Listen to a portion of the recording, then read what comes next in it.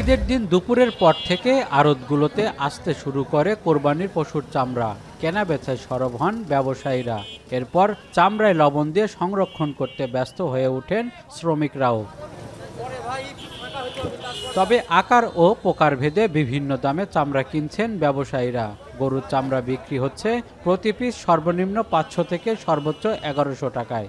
এছাড়া খাসির চামড়া বিক্রি হয়েছে সর্বনিম্ন 25 থেকে সর্বোচ্চ 50 টাকায়। বড় মালটা 1000-1100 বেচা কিনা হচ্ছে, গায়ের মালটা 700-800 বেচা কিনা শুরু হয়ে গেছে। খাসির মালটা গল্লাট 25 টাকা 30 টাকা বেচতেছি।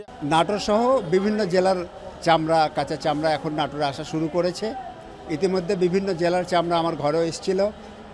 স্থানীয় যে খরিদ্দারগুলো আছে তারা নিয়ে যাচ্ছে।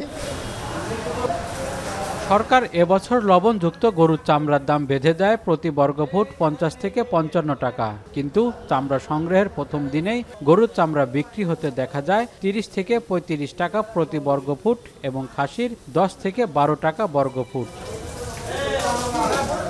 মৌসুমী ব্যবসায়ীরা বলছেন, গত বছরের তুলনায় এবার চামড়ার দাম তুলনামূলক ভালো পেয়েছেন তারা। তাছাড়া চামড়া প্রতি 50 থেকে 100 টাকা লাভ হয়েছে তাদের। স্বাস্থ্য এবং স্বাদের মধ্যে চমৎকার একটা ব্যালেন্স করে পীর প্রিমিয়াম আয়োডাইজড লবণ। এটা আপনার এলাকায় 10 টাকা বলে খাসি চামড়া, তো এখানে এসে 30 টাকা বিক্রি করলাম। আর গরুর চামড়া 400 টাকা বলছে, এখানে এসে এভারেজ 900 টাকা বিক্রি করছি। ভ্যান ভাড়া, ডিউটি, 8 পিস মালে কয় টাকা হয়? মালে এমনি 100 টাকা করে লাভ আসতেছে। গরু কিনছে না 8 পিস, বেচতে হচ্ছে 800 টাকা। আর খাসি 20 পিস, বেচতে 50 টাকা পিস। গত বছরের তুলনায় এবার বেড়েছে চামড়ার মানও। মূলত 5 থেকে 7 দিন পর লবণযুক্ত চামড়া আসবে এখানে। আনুমানিক 1.5 থেকে 2 লক্ষ পিস গরুর চামড়া এবং 2 থেকে 2.5 লক্ষ পিস খাসির চামড়া ইনশাল্লাহ আমদানি হবে। তবে গতবারের থেকে এবারের চামড়াগুলোর গুণগত মান অনেক ভালো। পুরো নাটোর জেলায় লবণ বিতরণ করা হয়েছে, যাতে করে এই মাদ্রাসাগুলো বা এই প্রতিষ্ঠানগুলো ছাগল বা ভেড়ার চামড়া সংগ্রহ করে এগুলো লবণ দিয়ে সংরক্ষণ করতে পারে, যাতে চামড়া নষ্ট না হয়।